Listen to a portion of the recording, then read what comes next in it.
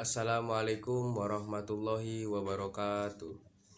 Perkenalkan, nama saya Cherry Adli Amrullah. Saya dari jurusan Manajemen Pendidikan Islam.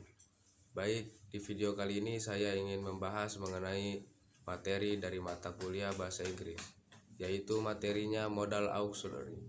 Apa itu modal auxiliary?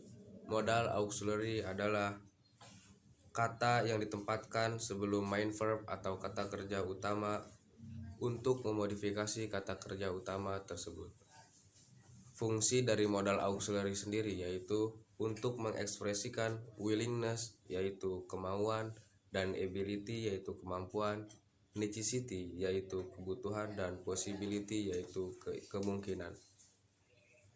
Maka seperti yang dikutip dari Azhar dalam bukunya 2003 di halaman 190, modal auxiliaries merupakan kata kerja bantu yang mengungkapkan berbagai makna ability, permission, possibility, necessity. Maka sebagian besar dari beberapa modals memiliki lebih dari satu makna. Dari asumsi tersebut dapat disimpulkan bahwa modal auxiliary adalah kata kerja bantu yang bentuknya bermacam-macam dan dapat digunakan sesuai keadaan yang diinginkan atau diungkapkan oleh pembicaranya tersebut. Bentuk-bentuk kalimatnya pun dapat digunakan dengan kata kerja maupun selain kata kerja, dan juga bisa digunakan untuk situasi sekarang ataupun situasi yang akan datang. Nah, modal auxiliary ini terdapat berbagai macam-macam modal auxiliary. Menurut Ashwood pada tahun 2002 itu ada 10 macam modal auxiliaries. Yang pertama yaitu necessity, yaitu keharusan atau keperluan.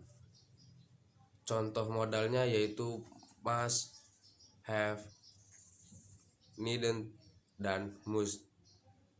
Yang kedua yaitu obligation dan advice, yaitu kewajiban dan saran. Contohnya yaitu should, ought. Yang ketiga yaitu permission, yaitu izin artinya. Contoh modalnya yaitu can, could, may, might, dan be allowed to. Yang keempat yaitu certainty, yang artinya kepastian. Contoh modalnya yaitu will, must, dan can. Yang kelima probability, kemungkinan yang akan terjadi. Contoh modalnya yaitu should and ought to. Yang keenam possibility, kemungkinan yang mungkin tidak terjadi.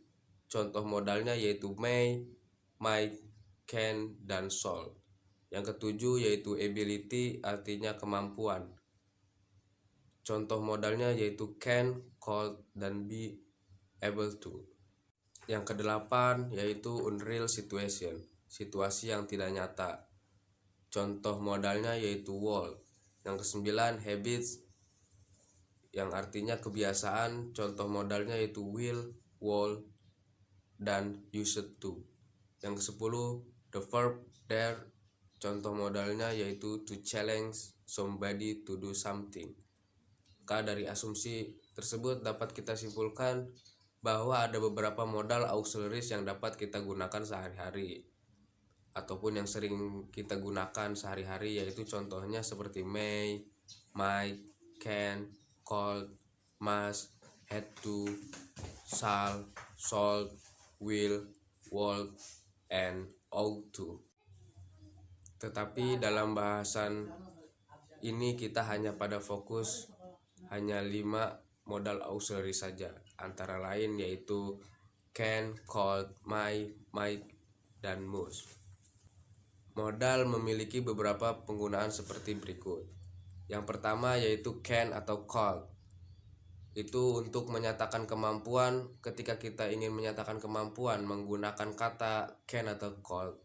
Contohnya yaitu I can cook very well, yang artinya aku bisa memasak dengan sangat baik. Itu contoh kalimat dari kata can atau could, yaitu untuk menyatakan kemampuan kita dalam diri kita. Yang kedua yaitu ada menyatakan izin. yang menyatakan izin, seperti contohnya you can watch TV after doing your homework. Artinya kamu boleh menonton TV setelah menyelesaikan PR-mu. Itu kata untuk menyatakan kita izin terhadap sesuatu atau terhadap orang gitu. Dalam penggunaan kata could atau can. Yang ketiga yaitu menyatakan kemungkinan, yaitu contoh kalimatnya yaitu I can call you if I have finished my work, yaitu yang artinya aku bisa menelponmu jika pekerjaanku sudah selesai. Yang keempat yaitu ada menyatakan permohonan yang sopan dalam penggunaan kata can atau call, yaitu kalimatnya contohnya can I use your phone, yang artinya bolehkah aku memakai teleponmu. Maka itu contoh-contoh penggunaan kata call dengan sesuai untuk menyatakan kesesuaian dari situasi kita masing-masing. Ketika kita ingin menyatakan kemampuan, tadi sudah disebutkan bahwasannya contohnya yaitu I can cook very well, yaitu aku bisa memasak dengan sangat baik. Itu contoh kalimat untuk menyatakan kemampuan pada penggunaan kata can atau call. Yang kedua yaitu ada kata may atau might untuk menyatakan kemungkinan, tidak yakin 100% pada penggunaan kata may atau might, yaitu contoh kalimatnya Tia does not come to the class, she might get up late, yang artinya Tia tidak masuk sekolah, dia mungkin bangun kesiangan. Itu contoh kalimat untuk menyatakan kemungkinan, itu tidak yakin 100% pada penggunaan kata may atau might. Yang ketiga yaitu ada must atau had to. Ketika kita ingin menyampaikan keharusan pada kalimat must atau had to, yaitu contoh kalimatnya you must pay all of this, yaitu aku harus membayar semua ini. Itu penggunaan kata ataupun menyatakan keharusan dalam penggunaan kata must atau had to. Yang pertama yaitu tadi contohnya you must pay all of this, aku harus membayar semua ini. Itu adalah kalimat menyatakan kita harus membayar semua tunggakan ataupun semua utang kita gitu. Itu pernyataan ataupun menyatakan keharusan kita harus membayar. Itu dalam penggunaan kata must atau had to. Nah, yang keempat ada will dan would. Will dan would ini untuk menyatakan willingness atau kemauan. Willingness juga dapat diungkapkan dalam conditional sentence tipe 1 maupun invitation, undangan atau ajakan. Would juga dapat digunakan untuk menyatakan willingness. Namun lebih polite, lebih sopannya lagi, selain mengungkapkan willingness, will dan would dapat digunakan untuk membicarakan kemungkinan atau membuat prediksi. Would saja dapat dipadukan dengan auxiliary have dan pada participle verb 3 untuk membentuk conditional sentence tipe 3. Di sini would untuk menyatakan tindakan yang ingin dilakukan di masa lalu. Contohnya kalimat modal auxiliary pada kalimat will atau would. Yang pertama yaitu contohnya I will help you if you help yourself first. Saya akan membantumu apabila jika kamu membantu dirimu sendiri.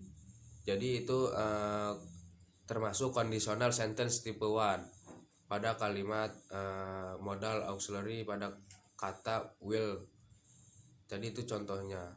Yang kedua contohnya lagi yaitu will you marry me, yang artinya yaitu maukah kamu menikah dengan saya, yaitu itu penggunaan kata untuk menanyakan ataupun kepada seseorang itu tersendiri. Dan dalam penggunaan kata would, contoh kalimat dari would yaitu would you like to see my craft, maukah kamu melihat kerajinan tanganku, itu yaitu prediksi ataupun mengungkapkan kepada seseorang itu. Yang kedua, contoh dari world itu the centrum world come tonight, badai pasir akan datang nanti malam, yaitu itu prediksi kita ataupun menyatakan gitu. Itu dimasukkan kalimat modal auxiliary verb, yaitu pada penggunaan kata will dan wall. Yang kelima yaitu shall. Shall itu digunakan untuk menyatakan simple future, seperti halnya will, namun hanya digunakan pada first person, pada orang pertama saja, I dan we. Shall jarang digunakan untuk selain untuk polite question untuk first person. Modal verb ini juga dapat digunakan untuk menyatakan obligation, yaitu kewajiban kita. Kita menyatakan kewajiban kita itu kita bisa menggunakan kata dari shall ini pada modal auxiliary, yaitu pada formal situation yang dapat berupa legal dokumen maupun pada saat meeting. Pada situasi ini baik second maupun third person dapat digunakan dengan modal verb ini. Ketika kita ingin menyatakan kepada first person, orang pertama, yaitu kita bisa menggunakan pada kata shall ini pada modal auxiliary verb ini. Contoh kalimatnya yaitu we shall overcome it someday, yaitu artinya kita akan mengatasinya suatu hari nanti. Yang kedua ada contohnya lagi, shall I give you some advice, haruskah saya memberimu nasihat, yaitu itu termasuk kalimat politis question. Yang keenam ada should. Should ini untuk memberi suggestion ataupun memberi saran atau advice, nasihat. Contoh kalimatnya yaitu contoh kalimat modal auxiliary verb pada kalimat should ini yaitu you should see the doctor, kamu harus ke dokter. Itu adalah nasihat ataupun kalimat saran kepada seseorang. Yang kedua contohnya itu ada we should meet more often, yaitu kita harus bertemu lebih sering. Itu adalah sebuah saran ataupun sebuah ajakan gitu untuk seseorang itu.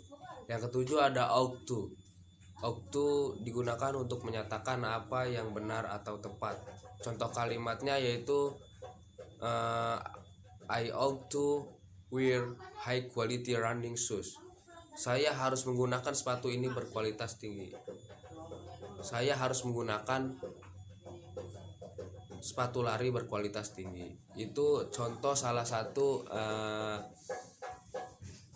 kalimat dari auxiliary verb pada kalimat ought to. Yang kedua ada contoh dari kalimat modal auxiliary verb ought to itu, yaitu contohnya we ought to select the best candidate for the job, yang artinya kita harus memilih kandidat terbaik untuk pekerjaan tersebut. Itu adalah kalimat dari modal auxiliary verb pada pada kata ought to. Baik, cukup itu yang dapat saya sampaikan. Kurang lebihnya mohon maaf. Wassalamualaikum warahmatullahi wabarakatuh. Thank you.